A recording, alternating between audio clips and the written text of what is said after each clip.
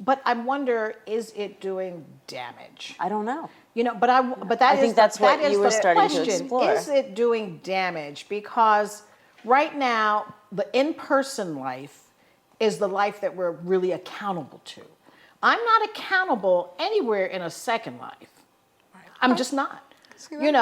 So it seems like the life that's important is the one that I have to account for because I'm showing up physically.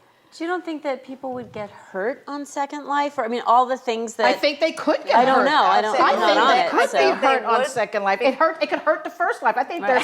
I think there's harm in all of it. How's that? The whole thing is dangerous. Is there. Yes, relationship. Yes, dangerous. The emotional connection is there, but the isolation, you're not going to have that person in your life. You're not going to have that moment to share. You're really isolated. So there is the emotional roller coaster, if I may use that word, of whatever the relationship is in the context of the relationship. But I think there is more isolationism, less communication on a more personal level. And I'm not talking through a vehicle of virtual. And also, one other thing I'd like to challenge is how real are these people behind the avatar? I could be making up. I could be the most wonderful woman on an avatar. Right. I don't get mad at you. Right. I'm going to make you your virtual dinner. Not going to happen. But virtually, I can make that dinner. I could do all the perfect things in the virtual world and show up perfect, but that's not who I am. What does your research tell you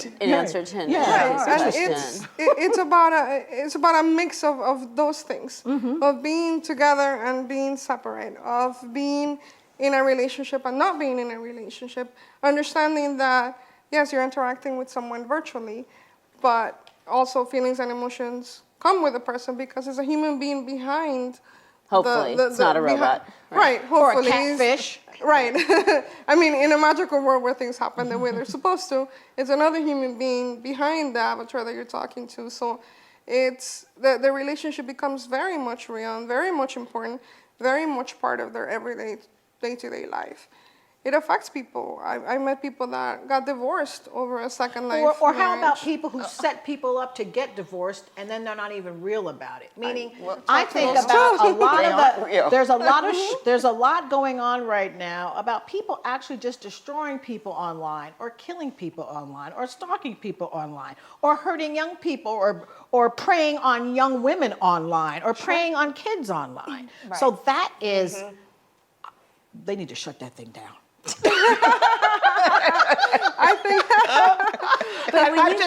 I'm just kidding. But when you think there's a billion, or how many people have online accounts? I'm not talking about Second Life, where there's only 2 million, but billions of people are online. Yeah, all at kinds least of accounts. half the day. Whether it's for work or for communicating with your family or for reading a magazine. I mean, it's all happening online. And it's not just relationships with Second Life. I can understand it as a tool for trying to explore how you're going to deal in a job situation and difficult people and that kind of thing. Sure. I look at Sims and I thought that was kind of a good little game for understanding life skills. Because I remember my daughter would say, "Oh, my Sim, she didn't get married, now she's having twins. Oh my God, they're running all through the house." And it was like, I could see some benefit, but... that I think I'd like to hear more of what the benefits would be. I guess it's the outlet. Right. It's an outlet for people. It allows them to express themselves in different ways.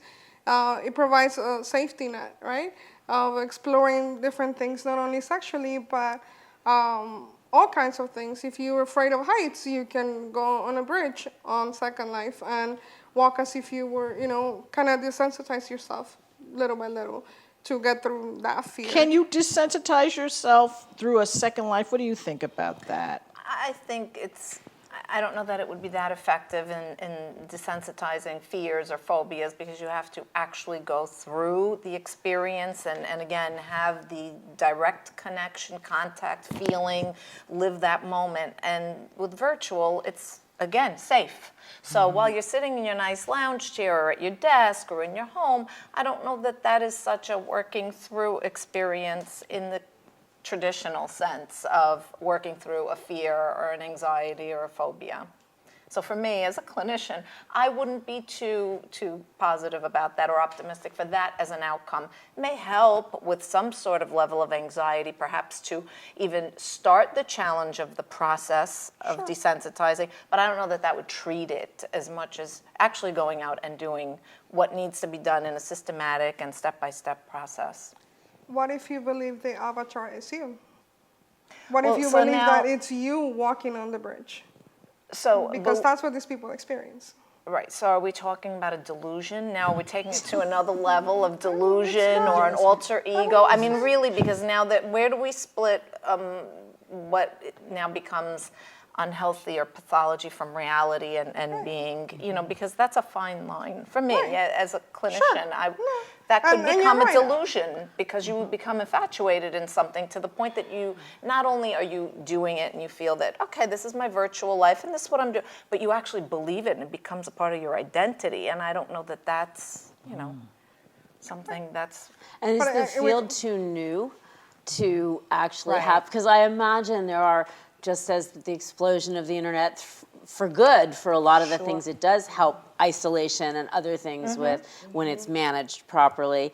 I imagine in decades, maybe not even decades, there will be data that somehow studies like you studied, how this works and what its applications more are. long-term studies, perhaps, but it's too new to have those long-term or absolutely. longitudinal studies. What I see now, I mean, the one thing that stands out for me is there are a lot of people that have difficulty with relationships.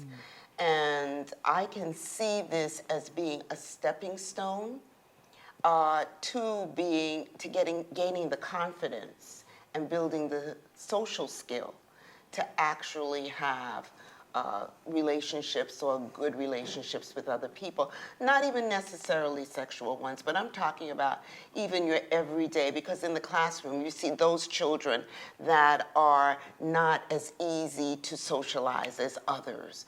And sometimes, and you hear about children that have their secret friend that they talk to. And and that passes, that sometimes is a phase. And I see that as a stepping stone towards being able to be social. And I see virtual intimacy. As long as it steps that direction. Right. I can Yes, see, I don't I know know. why I feel very You're threatened. very I feel concerned very by threatened this. by this because it's as though you'll take a fantasy life and you're going to replace that, or it's going to somehow interfere with your real I'm going to life. reveal like that, but how old I am, somehow but it it's gonna sounds like interfere. you're think it's like Fantasy Island. Well, not even worse. I'm going to the Twilight Zone right here, right now. It just feels like, to me, the more active you are in a virtual life, it must compete with what's going on in your real life. And again, why would you want to do that? That's how your real life is going. That's what I'm saying. If you Because I can realize understand, it's not I'm a good. daydreamer and I fantasize, I do all kinds of things in this head, and I have to pull myself back and be in the real world, because I'm imaginative. But you have to be in the real world. And if I'm busy with this great avatar over there, that's going to impact everything because I'm a real person. Who compartmentalizes themselves this way? That's what it does. It then creates these two different identities. I can't see that as being healthy. I just can't. But that's Well, okay. That's just me. I think we're stepping towards pathologizing the whole interaction, right? And the same was to be said about, Instagram and Facebook and all these things. Kids are getting bullied in Facebook. Kids are getting bullied in Instagram. Snapchat people were posting naked pictures of themselves and they were getting in trouble. So I think that it's all about not pathologizing. It's about teaching people, because it's happening. Whether we want to or not, it's changing, right? So the point is that relationships are changing. We need to help individuals navigate those relationships.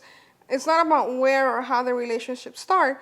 It's about being able to navigate how this new world is interacting. That's true. Truth. And Learning how to maintaining navigate. also, I think, a balance with Right. reality and virtual reality, because that is virtual reality, and nothing we can say is going to make it come down to the reality. But finding a balance, I think, between the two, and like you said, with Instagram, with Facebook, and yes, bullying and horrible things have But come that's- out of. I don't see that But as then Second there's Life at also all. right, I and don't then see there's a those as- positive. I don't see so those it's as about a similar. I don't balance. see those as. I think that they're different. They're very Facebook, different. they're extremely different. Meaning, the Second Life is clearly that. And you know what? I will not be a judge. If you like your Second Life, you go do your Second Life. It's not for me, but it might be for someone else. And if it helps someone else or destroys them, guess what? That's on them. Right. It can also enhance a relationship. I talk to people that having a Second Life relationship, it was a friendship, saved their life. It mi- They there you go. wanted to kill themselves in real life. There you and go. Talking to this person online saved them from killing themselves. Absolutely. So I can understand. Absolutely. Right. Nothing is black and white. You know, there's all That's shades true. of gray in You between. are absolutely correct. So- Nothing, and we will stop there. Nothing is black and white. There's all shades of gray. But this was really interesting, It Dr. is. Valencia. And we're going to do this again in 5 years. I bet within 5 Where years. are we? And thank you for the courage of doing this and for just shedding some light on it, because this is really important. So thank you so much. My pleasure. Thank you. And we will see you next time in real life on Brooklyn Savvy. See you next time.